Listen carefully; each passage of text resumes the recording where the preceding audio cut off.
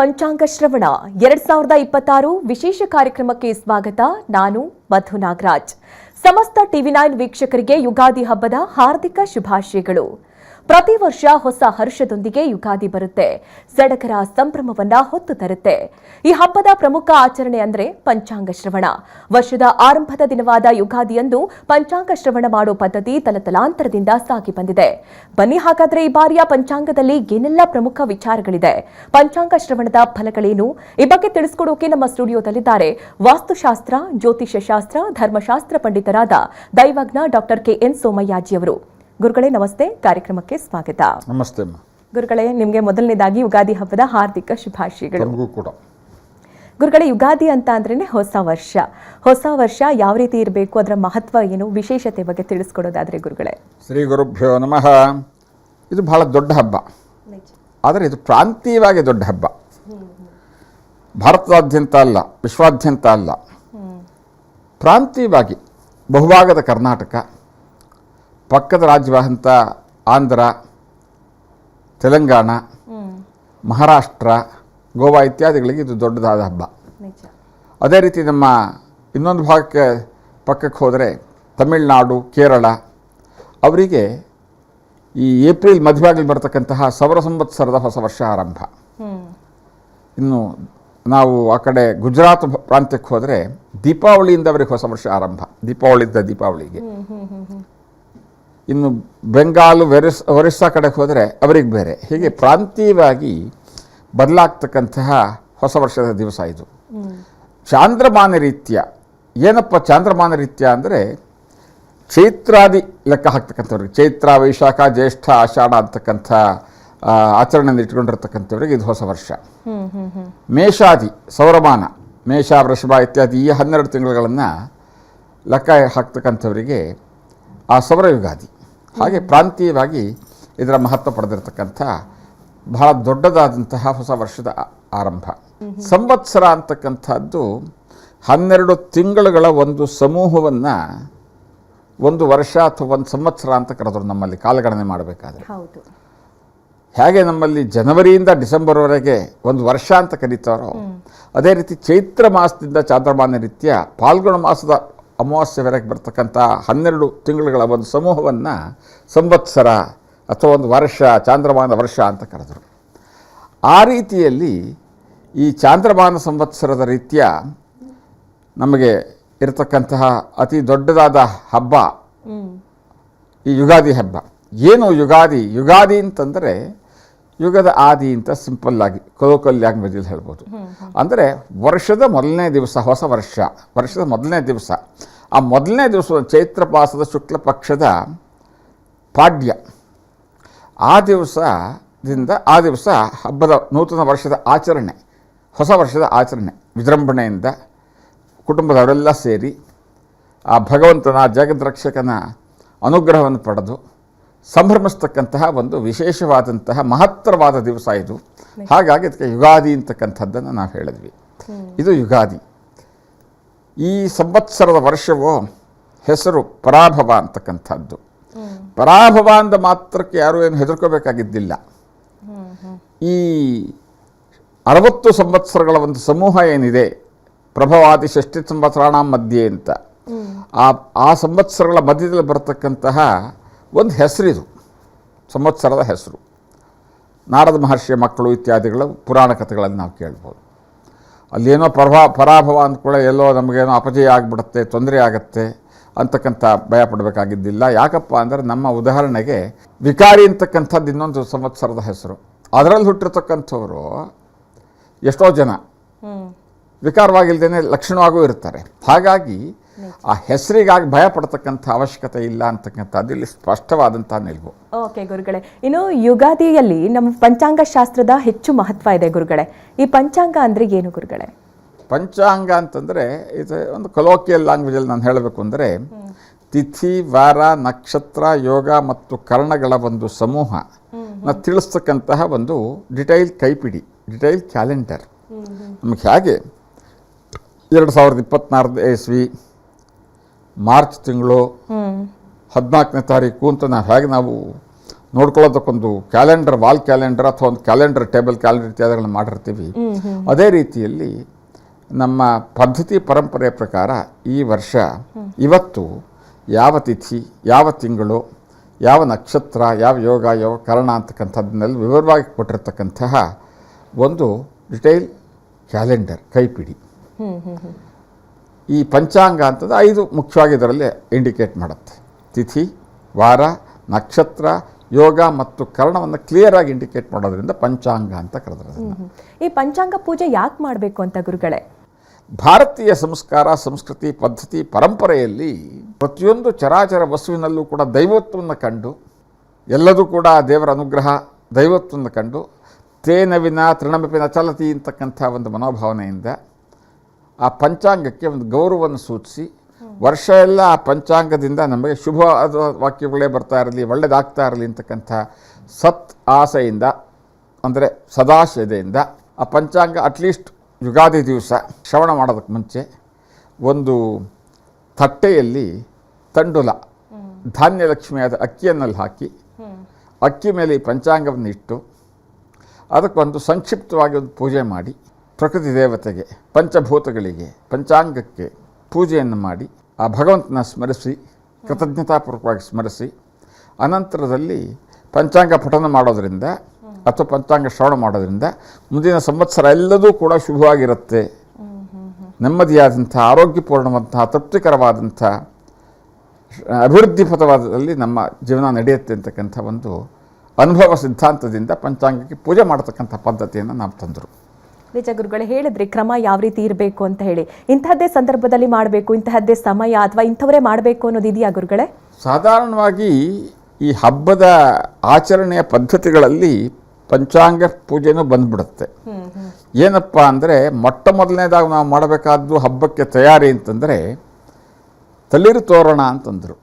ಮಾವಿನ ಎಲೆಯಿಂದ ಮನೆಗೆ ಶೃಂಗಾರ ಮಾಡ್ತಕ್ಕಂಥ ತೋರಣ ಕಟ್ಟಿ, ಆ ಕಡೆ ಈ ಕಡೆ ಬೇವಿನ ಟೊಂಗೆಯನ್ನಿಟ್ಟು, ಹೊಸ್ಲನ್ನು ಹೊಸದಾಗಿ ರಂಗೋಲೆ ಹಾಕಿಬಿಟ್ಟು, ಮನೆ ಮುಂದೆ ರಂಗೋಲೆ ಹಾಕಿ, ಮನೆಯನ್ನು ಶುಚಿಗೊಳಿಸಿ, ಶುಭ್ರಗೊಳಿಸಿ, ನಂತರದಲ್ಲಿ ಬೆಳಗಿನ ಬ್ರಾಹ್ಮಿ ಮುಹೂರ್ತದಲ್ಲಿದ್ದು ಶುಚಿರ್ಭೂತರಾಗಿ ಅಭ್ಯಂಗ ಸ್ನಾನವನ್ನು ಮಾಡಿ, ಅಥವಾ ನದಿ ಸ್ನಾನ, ಸಂಗಮ ಸ್ನಾನ, ಸಾಗರ ಸ್ನಾನಾದಿಗಳನ್ನು ಮಾಡಿ, ಅವರವರ ವ್ಯವಸ್ಥೆಗೆ ಅನುಗುಣವಾಗಿ, ಅವರವರ ಶಕ್ತಿ ಸಾಮರ್ಥ್ಯಕ್ಕೆ ಅನುಗುಣವಾಗಿ ಆ ಸ್ನಾನಾದಿಗಳನ್ನು ಮುಗಿಸಿ ನೂತನ ವಸ್ತ್ರಧಾರಣೆ ಅಂತಂದರು. ಹೊಸ ವಸ್ತ್ರವನ್ನು ಧರಿಸ್ಬೇಕಂತವತ್ತು. ಹೊಸ ವಸ್ತ್ರವನ್ನು ಧರಿಸಿದ್ದು, ನಂತರದಲ್ಲಿ ಹಣೆಗೆ ತಿಲಕ,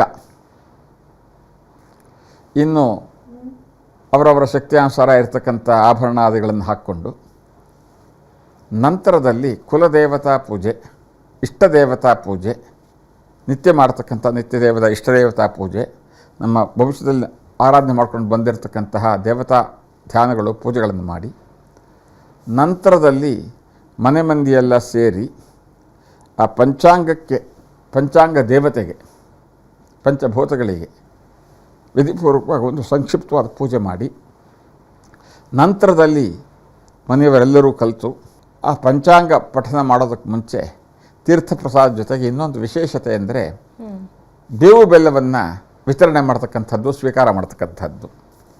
ಆರೋಗ್ಯ ದೃಷ್ಟಿ ಒಂದು ಕಡೆಯಲ್ಲಾದರೆ ಸಂದೇಶ ಏನಪ್ಪ ಅಂದರೆ, ಸುಖ ದುಃಖ ಕಷ್ಟ ನಷ್ಟ ಎಲ್ಲವನ್ನೂ ಸಮಚಿತ್ತದಿಂದ, ಸಮಭಾವದಿಂದ, ಧೈರ್ಯದಿಂದ ಸ್ವೀಕಾರ ಮಾಡು. ಕಷ್ಟ ನಷ್ಟ ಎಲ್ಲವನ್ನೂ ಕೂಡ, ಸುಖ ದುಃಖಗಳನ್ನೆಲ್ಲದನ್ನು ಕೂಡ ಮೆಟ್ಟಿ ನಿಲ್ಲುವಂತಹ ಸಾಮರ್ಥ್ಯವನ್ನು ಕರುಣೆ ಮಾಡು ಅಂಥೇಳಿ, ಅದೆರಡನ್ನೂ ಕೂಡ ಸಮಚಿತ್ತದಿಂದ, ಸಮಭಾವದಿಂದ, ಸುಖ ಬಂದಾಗ ಹಿಗ್ಗದೇನೆ, ಐಶ್ವರ್ಯ ಬಂದಾಗ ದರ್ಪ ತೋರ್ತೇನೆ, ಕಷ್ಟ ಬಂದಾಗ ಕುಗ್ಗದೇನೆ, ಸಮಚಿತ್ತದಿಂದ, ಸಮಭಾವದಿಂದ, ಸಮ ಮನಸ್ಸಿನಿಂದ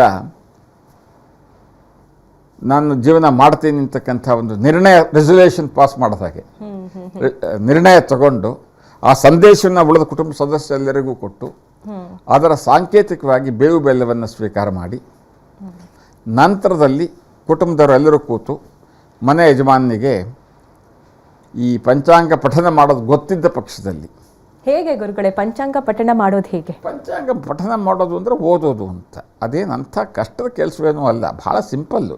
ಕನ್ನಡ, ತಮಿಳು, ತೆಲುಗು, ಹಿಂದಿ ಎಲ್ಲ ಸ್ಥಳೀಯ ಭಾಷೆಗಳಲ್ಲಿ ಕೂಡ ಇದು ಲಭ್ಯ ಇದೆ.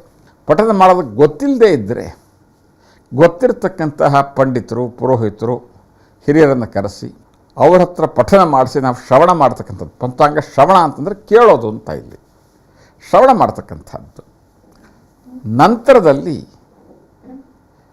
ಆ ಪಂಡಿತರಿಗೆ ಅಥವಾ ಯಾರು ಇಲ್ಲದೇ ಇದ್ರೂ ಇಲ್ಲ ಇರತಕ್ಕಂಥ ಜಾಗ ಹುಡ್ಕೊಂಡು ಹೋಗಿ ನಮ್ಮ ಕೈಲಿ ಆದಂತಹ ಸಾಧ್ಯವಾದಂಥ ನಮ್ಮ ಸಾಮರ್ಥ್ಯಕ್ಕೆ ಒಳಪಟ್ಟಂತಹ ಏನನ್ನಾದರೂ ದಾನ ಕೊಡ್ತಕ್ಕಂಥದ್ದು. ಉದಕ ಕುಂಭ, ಬಿಸಿಲು ಕಾಲ ಇದು, ನೀರಿನ ಪಾತ್ರೆ, ವಸ್ತ್ರ, ಹಣ್ಣು, ಕಾಯಿ, ಧಾನ್ಯಗಳು ಇತ್ಯಾದಿಗಳನ್ನು ತ್ವದೀಯಂ ವಸ್ತು ಗೋವಿಂದ ತುಭ್ಯಮೇವ ಸಮರ್ಪಣಂ ಅಂಥೇಳಿ ದಾನವಾಗಿ ಅವರಿಗೆ ಕೊಟ್ಟು, ನಂತರದಲ್ಲಿ ಮನಮಂದಿ ಎಲ್ಲ ಒಟ್ಟಿಗೆ ಕೂತು ಇಷ್ಟ ಜನೈ ಸಹ ಭುಕ್ತಂ ಭುಕ್ತಂ ಅಂದರು. ಎಲ್ಲ ಒಟ್ಟಿಗೆ ಕೂತು ಊಟ ಮಾಡಿ, ಆ ಊಟದಲ್ಲೂ ಒಂದು ವಿಶೇಷತೆ ಏನಪ್ಪ ಅಂದರೆ, ಈ ಹಬ್ಬದಲ್ಲಿ ವಿಶೇಷವಾಗಿ ನಮ್ಮ ಈ ಪ್ರಾಂತ್ಯದಲ್ಲಿ ಬೆಲ್ಲ ಮತ್ತು ಕಡಲೆಬೇಳೆಯನ್ನು ಮಿಶ್ರಣ ಮಾಡಿ ಬೇಯಿಸಿ ಮಿಶ್ರಣ ಮಾಡಿರ್ತಕ್ಕಂಥದ್ದನ್ನು ಉಪಯೋಗಿಸಿ ಒಬ್ಬಟ್ಟು ಅಥವಾ ಹೋಳಿಗೆ ಅಂತಕ್ಕಂಥ ಒಂದು ಹೆಸರಿನಿಂದ ಒಂದು ಸಿಹಿ ಭಕ್ಷ್ಯವನ್ನು ಮಾಡ್ತಾರೆ. ನಿಜ ಗುರುಗಳೇ, ಈ ಯುಗಾದಿ ಸಂದರ್ಭ ನೀವು ನಮ್ಮ ಜೊತೆ ಇದ್ದೀರಿ, ನಮಗೊಂದು ಅವಕಾಶ ಅಂತ ಹೇಳ್ಬೋದು. ನೀವೀಗ ಪಂಚಾಂಗ ಪಠಣ ಮಾಡಿದ್ರೆ ನಾವು ಕೂಡ ಅದನ್ನು ಕೇಳಿಸ್ಕೊಳ್ಬೋದು ಅಂತ ಗುರುಗಳೇ. ಖಂಡಿತವಾಗಿ ಈ ವರ್ಷದ ಪಂಚಾಂಗ ಪಠಣಕ್ಕೂ ಮುಂಚೆ 2-3 ವಿಶೇಷತೆ ಈ ವರ್ಷದಲ್ಲಿ ನಡೀತಕ್ಕಂಥದ್ದನ್ನು ಹೇಳಬೇಕು. ಮೊಟ್ಟ ಮೊದಲನೇದಾಗಿ ಈ ವರ್ಷ ಫಸ್ಟು ಅಮಾವಾಸ್ಯೆ ಬಂದು ಅಮಾವಾಸ್ಯೆ ನಂತರದಲ್ಲಿ ಅದೇ ದಿವಸ ಯುಗಾದಿ ಬರುತ್ತೆ. ಲಕ್ಷಾಂತರ ಪ್ರೇಕ್ಷಕ ಪ್ರಭುಗಳದ್ದೊಂದು ದೊಡ್ಡ ಪ್ರಶ್ನೆ ಏನಪ್ಪ, ಇವತ್ತು ಯುಗಾದಿ ದಿವಸ ಅಮಾವಾಸ್ಯೆ ಬಂದುಬಿಟ್ಟಿದೆಯಲ್ಲ ಅಂತ. ಈ ಅಮಾವಾಸ್ಯೆ ಸುಮಾರು ಒಂದು 3/4 ಗಂಟೆ ಇರುತ್ತೆ ಸೂರ್ಯ ಉದಯದ ನಂತರದಲ್ಲಿ. ನಂತರ ಉಪರಿ ಬಂದು ಚೈತ್ರ ಮಾಸ ಪ್ರಾರಂಭವಾಗಿ ಶುಕ್ಲ ಪಕ್ಷದ ಪಾಠ್ಯ ಪ್ರಾರಂಭವಾಗುತ್ತೆ. ಇಲ್ಲಿ ಅಮಾವಾಸ್ಯೆ ಮೈಲಿಗೆ ಅಂತಕ್ಕಂಥ ಯಾವ ಭಯವನ್ನು ಇಟ್ಕೊಳ್ಳದೇನೆ ಹಬ್ಬವನ್ನು ವಿಜೃಂಭಣೆಯಿಂದ ಆಚರಣೆ ಮಾಡ್ಬೋದು ಅಂತಕ್ಕಂಥದ್ದು ಸ್ಪಷ್ಟವಾದಂತಹ ಸಂದೇಶ. ಇನ್ನು ಎರಡನೇದು, ಈ ಸಂವತ್ಸರದಲ್ಲಿ ಯಾವುದೇ ರೀತಿಯ ಗ್ರಹಣವೂ ಇಲ್ಲ.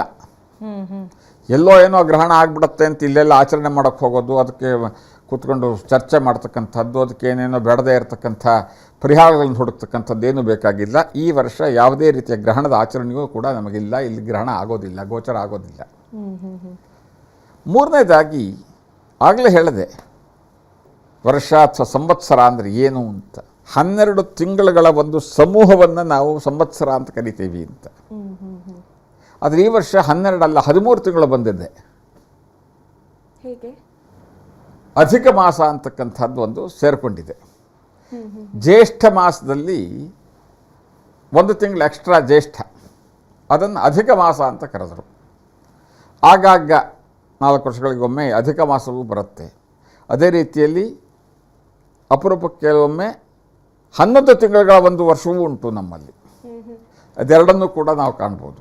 ಇದರ ಜೊತೆಯಲ್ಲಿ ಈಗ 19ನೇ ತಾರೀಕು ಹಬ್ಬ ಆಚರಣೆ ಮಾಡಬೇಕಾ, 20ನೇ ತಾರೀಕು ಹಬ್ಬ ಆಚರಣೆ ಮಾಡಬೇಕಾ, ಗೊಂದಲ ಇದೆ ಗುರುಗಳೇ, ಆ ಬಗ್ಗೆ ಸ್ಪಷ್ಟತೆ ಹೇಳಿಬಿಟ್ಟೆ. ಇವತ್ತು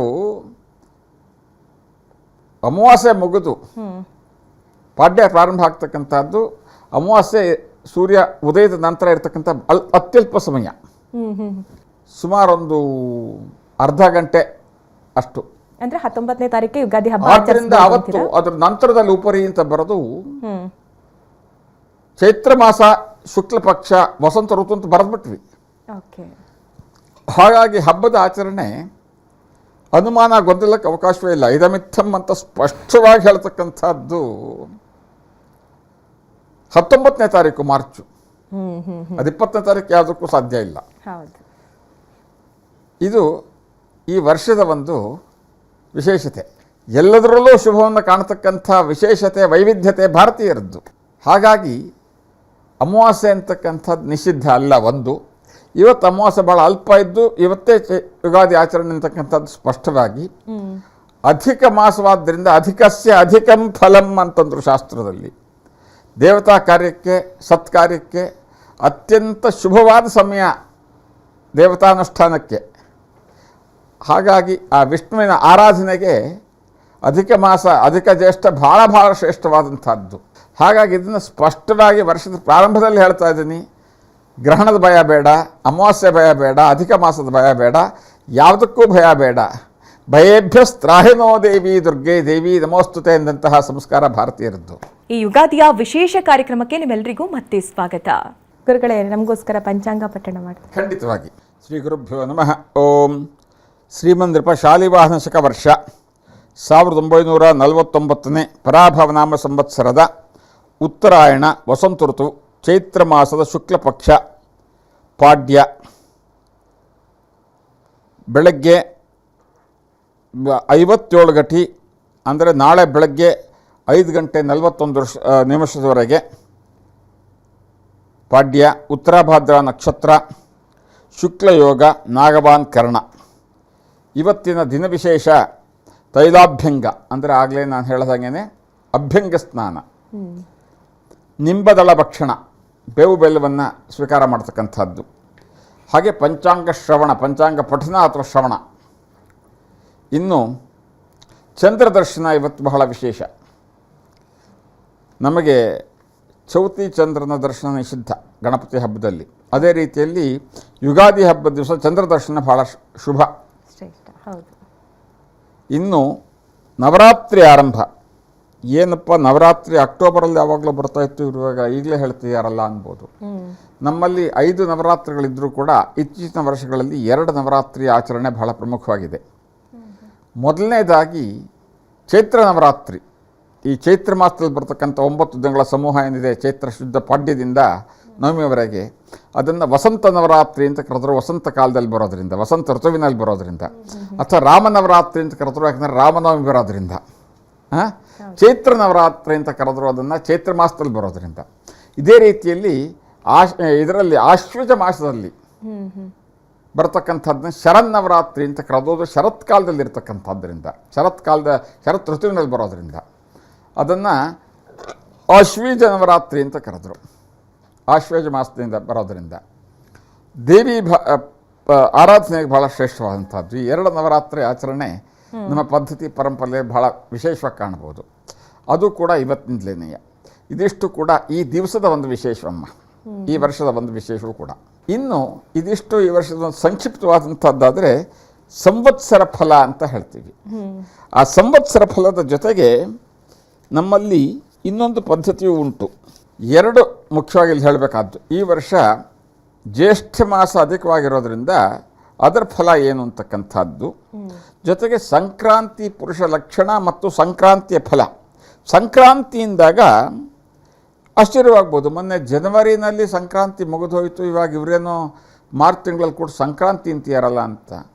ಸಂಕ್ರಾಂತಿ ಅಂತಕ್ಕಂಥದ್ದು ವರ್ಷಕ್ಕೆ 12 ಸಾರಿ ಬರ್ತಕ್ಕಂಥದ್ದು, ಒಂದು ಸಾರಿಗಲ್ಲ. ಆದರೆ ಇದರಲ್ಲಿ ಮಹತ್ವ ಪಡೆದಿರತಕ್ಕಂಥದ್ದು 2 ಸಾರಿ, ಕರ್ಕಾಟಕ ಸಂಕ್ರಾಂತಿ ಮತ್ತು ಮಕರ ಸಂಕ್ರಾಂತಿ. ಅದನ್ನ ಹಬ್ಬದೋಪಾದಿಯಲ್ಲಿ ಬಹಳ ದೊಡ್ಡದಾಗಿ ಆಸೇತು ಹಿಮಾಚಲ ಪರ್ಯಂತ ಭಾರತದಾದ್ಯಂತ ಆಚರಣೆ ಮಾಡ್ತಕ್ಕಂಥದ್ದು ಮಕರ ಸಂಕ್ರಾಂತಿ, ಉತ್ತರಾಯಣ ಪ್ರಾರಂಭದ ದಿವಸ, ಉತ್ತರಾಯಣ ಪುಣ್ಯಕಾಲ ಅಂತ. ಕರ್ಕಾಟಕದಲ್ಲಿ ದಕ್ಷಿಣಾಯಣ ಪುಣ್ಯಕಾಲ ಅಂತ ಅದರ ಆಚರಣೆನೂ ಉಂಟು. ಆದರೆ ಹಬ್ಬದೋಪಾದಿಯಲ್ಲಿ ಮಾಡ್ತಕ್ಕಂಥದ್ದು. ಯಾಕಪ್ಪ ಅಂದರೆ ಅವತ್ತು ಹಾರ್ವೆಸ್ಟಿಂಗ್ ಎಲ್ಲ ಮುಗಿದಿರುತ್ತೆ. ಬಹುತೇಕ ಭಾರತಾದ್ಯಂತ ಕೃಷಿ ಚಟುವಟಿಕೆಗಳ ಒಂದು ಹಂತಕ್ಕೆ ಬಂದು ಫಲವನ್ನು ತಂದು ಮನೆಗೆ ಹೊಸ ಫಲವನ್ನು ಬಂದಿರುತ್ತೆ. ಕೆಲವು ಪ್ರಾಂತ್ಯಗಳಲ್ಲಿ ಅವತ್ತು ಬಂದಿಲ್ಲದೆ ಇರ್ಬೋದು, ಬಟ್ ಬಹುತೇಕ ಆ ಧಾನ್ಯ ಲಕ್ಷ್ಮಿಯನ್ನು ಕರ್ಕೊಂಡು ಬರೋದು, ಮನೆ ತುಂಬಿಸ್ಕೊಳ್ಳೋದು, ಮತ್ತು ಹಬ್ಬದ ರೂಪದಲ್ಲಿ ಆಚರಣೆ ಮಾಡ್ತಕ್ಕಂಥ ಉತ್ತರಾಯಣ ಬಹಳ ಪ್ರಶಸ್ತವಾದ ಸಮಯ, ಮದುವೆ ಮುಂಜಿ ಶುಭ ಮುಹೂರ್ತಗಳಿಗೆಲ್ಲ ಅಂತ. ಹಾಗಾಗಿ ಈ 2 ಸಂಕ್ರಾಂತಿ ಬಗ್ಗೆ ಒಂದಿಷ್ಟು ಜನಗಳ ಕಲ್ಪನೆ. ಅದರಲ್ಲೂ ಬಹುತೇಕರಿಗೆ ಸಂಕ್ರಾಂತಿ ಅಂದರೆ ಜನವರಿ ಬರ್ತಕ್ಕಂಥ ಹಬ್ಬ ಮಾತ್ರವೇ ಅವರಿಗೆ ಸಂಕ್ರಾಂತಿ ಅಂತ, ಬೇರೆ ಸಂಕ್ರಾಂತಿ ಅನ್ನೋ ಗೊತ್ತಿಲ್ಲ. ಆದರೆ ಅದಲ್ಲ, ಪ್ರತಿ ತಿಂಗಳೂ ನವಗ್ರಹಗಳಲ್ಲೇ ಮುಖ್ಯವಾದಂತಹ ರವಿ ಗ್ರಹ ಒಂದು ರಾಶಿಯಿಂದ ಇನ್ನೊಂದು ರಾಶಿಗೆ ಎಂಟರ್ ಆಗ್ತಕ್ಕಂಥ ಒಂದು ಪರ್ವಕಾಲವನ್ನು ಸಂಕ್ರಾಂತಿ ಅಂತ ಕರೆದರು. ಪರ್ವಕಾಲ. ಈ ಸೌರಮಾನ ರೀತ್ಯ ಹೊಸ ವರ್ಷ ಪ್ರಾರಂಭವಾಗ್ತಕ್ಕಂಥದ್ದು ಯಾವಾಗಪ್ಪ ಅಂತಂದರೆ, ಮೇಷರಾಶಿಗೆ ರವಿ ಬಂದು ಮೀನರಾಶಿಯ ಪ್ರಯಾಣವನ್ನು ಮುಗಿಸಿ 12 ರಾಶಿಚಕ್ರಗಳಲ್ಲಿ ಮೊದಲನೇದಾದಂಥ ಮೇಷರಾಶಿಗೆ ಅವನು ಪ್ರವೇಶ ಮಾಡತಕ್ಕಂತಹ ಸುಸಂದರ್ಭವನ್ನು, ಆ ಸಂಕ್ರಾಂತಿಯನ್ನು ಹೊಸ ವರ್ಷ ಪ್ರಾರಂಭ ಸೌರಮಾನ ರೀತ್ಯ ಅಂತ ಕರೆದರು. ಅದು ಬಹಳ ಮುಖ್ಯವಾದಂಥದ್ದು ಫಲ ಹೇಳೋದಕ್ಕೆ. ಸಂವತ್ಸರದ ಫಲಕ್ಕೆ ಈ ವರ್ಷದ ಸಂಕ್ರಾಂತಿ ಪುರುಷ ಅವನ ಲಕ್ಷಣಗಳೇನಪ್ಪ ಅಂತಕ್ಕಂಥದ್ದು. ಈ ವರ್ಷ ಮಹೋದರಿ ಎಂಬ ಸಂಕ್ರಾಂತಿ ಕಾಲಪುರುಷನು, ಮಹೋದರಿ ಅಂತಕ್ಕಂಥ ಹೆಸರು. ಜ್ಯೋತಿಷ್ಮತಿ ತೈಲವನ್ನು ಮೈಗೆ ಬಳಿದುಕೊಂಡು ಗಂಗಾ ನದಿಯಲ್ಲಿ ಮಿಂದು ನೀಲಿ ಬಟ್ಟೆಯನ್ನುಟ್ಟು ಗೋರೋಚನದಿಂದ ಪರಿಮಳಿತನಾಗಿ ಮಲ್ಲಿಗೆ ಹೂ ಮುಡಿದು ಹಣೆಗೆ ಶಾಲಿ ಧಾನ್ಯದ ಅಕ್ಷತೆಯನ್ನು ಇಟ್ಟುಕೊಂಡು ಹವಳವನ್ನು ಧರಿಸಿ ಕಬ್ಬಿಣದ ಪಾತ್ರೆಯಲ್ಲಿ ದೋಸೆಯನ್ನು ತಿಂದು ಹಳೆಯ ಧ್ವನಿಯನ್ನು ಆಲಿಸುತ್ತಾ ಚೆಂಗೋಡೆಯನ್ನು ಬೆತ್ತವನ್ನು ಕೈಯಲ್ಲಿ ಹಿಡಿದು ವೈರಾಗ್ಯದ ಮುಖಮುದ್ರೆಯಿಂದ ಕೂಡಿ ದಕ್ಷಿಣದ ಕಡೆಗೆ ಪ್ರಯಾಣಿಸುವನು. ಇದು ಅವನ ಸಂಕ್ಷಿಪ್ತವಾದ ಲಕ್ಷಣ. ಇನ್ನು ನಮ್ಮಲ್ಲಿ ಇರತಕ್ಕಂಥ ನಂಬಿಕೆ ಮತ್ತು ಅನುಭವ ಸಿದ್ಧಾಂತ ಏನು ಹೇಳುತ್ತೆ ಅಂತಂದರೆ, ಸಂಕ್ರಾಂತಿ ಪುರುಷ ಹೋಗ್ತಕ್ಕಂಥ ದಿಕ್ಕು, ನೋಡ್ತಕ್ಕಂಥ ದಿಕ್ಕು ಅಥವಾ ಅವನು ಉಪಯೋಗಿಸಿದಂಥ ವಸ್ತುಗಳು ಸ್ವಲ್ಪ ಅಭಾವ ತುಟ್ಟಿ ಆಗತ್ತೆ ಅಂತ. ಇನ್ನು ಈ ಸಂವತ್ಸರ ಸಾಧಾರಣವಾಗಿ ಬಹುತೇಕ ಎಲ್ಲ ಕಡೆ ಒಳ್ಳೆ ಮಳೆ, ಕೆಲವು ಭಾಗದಲ್ಲಿ ತೀವ್ರವಾದಂಥ ಮಳೆಯಿಂದ ಒಂದಿಷ್ಟು ಬೆಳೆಗಳಿಗೆ ಹಾನಿಯಾಗುವಷ್ಟು ಮಳೆ ಅಥವಾ ಜನಜೀವನಕ್ಕೆ ಒಂದಿಷ್ಟು ಹಾನಿ ಆಗ್ತಕ್ಕಂಥ ರೀತಿಯಷ್ಟು ಮಳೆ. ವರ್ಷದ ಪ್ರಾರಂಭದಲ್ಲಿ ಸ್ವಲ್ಪ ಅಗ್ನಿ ಅವಘಡಗಳು ಮತ್ತು ದೊಡ್ಡ ದೊಡ್ಡ ಅಪಘಾತಗಳು, ರಸ್ತೆ ಅಪಘಾತ, ವಿಮಾನ, ರೈಲಿನ ಅಪಘಾತಗಳು. ವರ್ಷದ ಮಧ್ಯಭಾಗದಿಂದ ಉತ್ತಮವಾದಂತಹ ಮಳೆ ತೀವ್ರವಾಗ್ತಾ ಹೋಗಿ ತುಂಬ ವಿಶೇಷವಾದ ಮಳೆಯ ಪ್ರಭಾವವೂ ಸಾಕಷ್ಟಿರುತ್ತೆ. ಚಳಿಯೂ ಹಾಗೆ ತೀಕ್ಷ್ಣವಾಗಿರುತ್ತೆ. ವಿಪರೀತವಾದ ವಾತಾವರಣ ಅಂತ ಹೇಳಬಹುದು. ಇನ್ನು ಈ ವರ್ಷ ಒಳಿತು ಅಂದರೆ ಏನು ಎಕ್ಸ್ಪೆಕ್ಟ್ ಮಾಡ್ಬೋದು ಗುರುಗಳೇ? ಮಳೆ ಆಗ್ತಕ್ಕಂಥದ್ದು ಒಳತೆ ಅಲ್ವಾ, ಅದೇ ರೀತಿಯಲ್ಲಿ ಬೇಕಾದಷ್ಟು ಒಳ್ಳೆಯದಾಗತ್ತೆ. ಒಳ್ಳೆಯದನ್ನು ನೋಡುವಂಥ ಮನಸ್ಸಿರಬೇಕು, ಕಣ್ಣಿರಬೇಕೇ ಹೊರತಾಗಿ ಏನು ಒಳ್ಳೆಯದಾಗತ್ತೆ ಅಂದರೆ, ಎಷ್ಟೋ ಜನಕ್ಕೆ ಏನು ಒಳ್ಳೆಯದಾದ್ರೂ ಅವರ ದೃಷ್ಟಿಯಲ್ಲಿ ಹೇಗಪ್ಪ ಅಂದರೆ, ಒಂದು ಲೋಟದಲ್ಲಿ, ಒಂದು ಗ್ಲಾಸ್ನಲ್ಲಿ ಒಂದು ಮುಕ್ಕಾಲು ಭಾಗ ನೀರಿದ್ದರೆ ಅವ್ರು ನೋಡ್ತಕ್ಕಂಥ ದೃಷ್ಟಿ ಇಟ್ಸ್ ಅ ಹಾಫ್ ಎಂಟಿ ಅಂತ. ನನ್ನ ದೃಷ್ಟಿ ಏನಪ್ಪ ಅಂದರೆ ಇಟ್ಸ್ ಹಾಫ್ ಫುಲ್ ಅಂತ. ಪಾಸಿಟಿವ್ ಆ್ಯಟಿಟ್ಯೂಡ್ ಅಂತೀವಿ ನಾವು ಅದನ್ನು. ಹಾಫ್ ಫುಲ್ ಅಂತ ಕರಿತೀವಿ ನಾವು ಅದನ್ನು. ಹಾಫ್ ಎಂಟಿ ಯಾಕೆ ನೋಡಬೇಕು, ಹಾಫ್ ಫುಲ್ಲನ್ನು ನೋಡಿ ಅಂತ. ಹಾಗೆ ಬಹಳಷ್ಟು ಒಳ್ಳೆಯದನ್ನು ಕೂಡಿರತಕ್ಕಂತಹ ಒಂದು ಶುಭ ಸಂವತ್ಸರ ಇದು ಅಂದರೆ ತಪ್ಪಾಗಲಾರದು. ಹಾಗಾಗಿ ಬಹುತೇಕರಿಗೆ ಒಳ್ಳೆಯ ಫಲಗಳು ಸಾಕಷ್ಟಿದೆ, ಒಳ್ಳೆಯದಾಗತ್ತೆ. ಅತ್ಯಂತ ಶುಭವಾದಂತಹ, ಮಂಗಳಮಯವಾದಂತಹ, ತೃಪ್ತಿಕರವಾದಂಥ ವರ್ಷ ಇದಾಗಿರುತ್ತೆ. ಇದರಲ್ಲೇನು ಅನುಮಾನ ಬೇಡಮ್ಮ. ಓಕೆ ಗುರುಗಳೇ, ಇನ್ನು ಪಂಚಾಂಗ ಪಠಣ ಮಾಡೋದ್ರಿಂದ ಯಾವ ರೀತಿ ಫಲ ಸಿಗುತ್ತೆ ಅಥವಾ ಕೇಳೋದ್ರಿಂದ ಯಾವ ರೀತಿ ಫಲ ಸಿಗುತ್ತೆ ಗುರು? ಆಗಲೇ ಹೇಳಿದೆ, ತಿಥ್ಯೇಶ್ಚ್ಯಮಾಪ್ನೋತಿ ವಾರಾತ್ ಆಯುಷ್ಯವರ್ಧನಂ. ತಿಥಿಯ ಕಲ್ಪನೆಯಿಂದ, ತಿಥಿಯ ಪರಿಜ್ಞಾನದಿಂದ ಶುಭ ಉಂಟಾಗತ್ತೆ, ಮಂಗಳವಾಗತ್ತೆ. ವಾರಾದ್ ಆಯುಷ್ಯವರ್ಧನಂ, ವಾರದ ಒಂದು ಕಲ್ಪನೆಯಿಂದ ಆಯುಸ್ಸು ವೃದ್ಧಿಯಾಗತ್ತೆ. ನಕ್ಷತ್ರಾಧರತೆ ಪಾಪಂ, ನಾವು ತಿಳಿದೋ ಮಾಡಿರ್ತಕ್ಕಂಥ ಕೆಲವು ಸಣ್ಣ ಪುಟ್ಟ ಪಾಪ ಕಾರ್ಯಗಳಿಗೆ ನಕ್ಷತ್ರದ ಕಲ್ಪನೆಯಿಂದ, ನಕ್ಷತ್ರದ ಪರಿಜ್ಞಾನದಿಂದ ಆ ಪಾಪಕ್ಕೆ ಒಂದು ಪರಿಹಾರವಾಗತ್ತೆ. ಯೋಗಾದ್ರೋಗ ನಿವಾರಣಂ, ಯೋಗದ ಕಲ್ಪನೆಯಿಂದ ರೋಗ ನಿವಾರಣೆ ಆಗುತ್ತೆ. ಕರ್ಣಾತ್ ಕಾರ್ಯಸಿದ್ಧಸ್ತು, ಕರ್ಣದ ಒಂದು ಜ್ಞಾನದಿಂದ, ಕಲ್ಪನೆಯಿಂದ ಕಾರ್ಯದಲ್ಲಿ ಯಶಸ್ಸು ಸಿಗತ್ತೆ ಅಂತಂದರು. ಇನ್ನು ಎಲ್ಲ ರೀತಿಯ ಶುಭವೂ ಕೂಡ ಆಗತ್ತೆ ಪಂಚಾಂಗ ಪಠಣದಿಂದ. ಅಲ್ಲಿ ಶುಭ ಏನಾಗತ್ತೆ ಅನ್ನೋದಕ್ಕಿಂತ ಕೆಟ್ಟದ್ದೇನೂ ಆಗೋದಿಲ್ಲ ಅಂತಕ್ಕಂಥದ್ದೇ ಶುಭ ಇಲ್ಲಿ. ನಿಜ ನಿಜ ನಿಜ ನಿಜ. Nothing going wrong itself is a good news. No news is good news ಅಂತಕ್ಕಂಥದ್ದು. ಹಾಗೆ ಇದಿಷ್ಟು ಕೂಡ ಒಂದು ಸಂಕ್ಷಿಪ್ತವಾದಂತಹ ಪಂಚಾಂಗ ಪಠನದ ಪದ್ಧತಿಯಮ್ಮ. ಎಸ್ ಗುರುಗಳೇ, ಈ ಯುಗಾದಿಯ ಶುಭ ಸಂದರ್ಭದಂದು ನಮಗೆ ಹಾಗೆ ನಮ್ಮ ವೀಕ್ಷಕರಿಗೆ ಪಂಚಾಂಗ ಶ್ರವಣವನ್ನು ಮಾಡಿಸಿದ್ದಕ್ಕಾಗಿ ಧನ್ಯವಾದಗಳು ಗುರುಗಳೇ. ಎಸ್, ನೋಡಿದ್ರಲ್ಲ ವೀಕ್ಷಕರೇ, ಈ ಬಾರಿಯ ಯುಗಾದಿಯ ಹಬ್ಬದಂದು ಪಂಚಾಂಗ ಪಠಣ ಯಾವ ರೀತಿ ಮಾಡಬೇಕು, ಪಂಚಾಂಗ ಶ್ರವಣ ಹೇಗಿರುತ್ತೆ, ಅದರ ಫಲಗಳೇನು ಅನ್ನೋದು ಇದಾಗಿತ್ತು ಇವತ್ತಿನ ವಿಶೇಷ. ನಿರಂತರ ಸುದ್ದಿಗಾಗಿ ನೋಡ್ತಾ ಇರಿ TV9.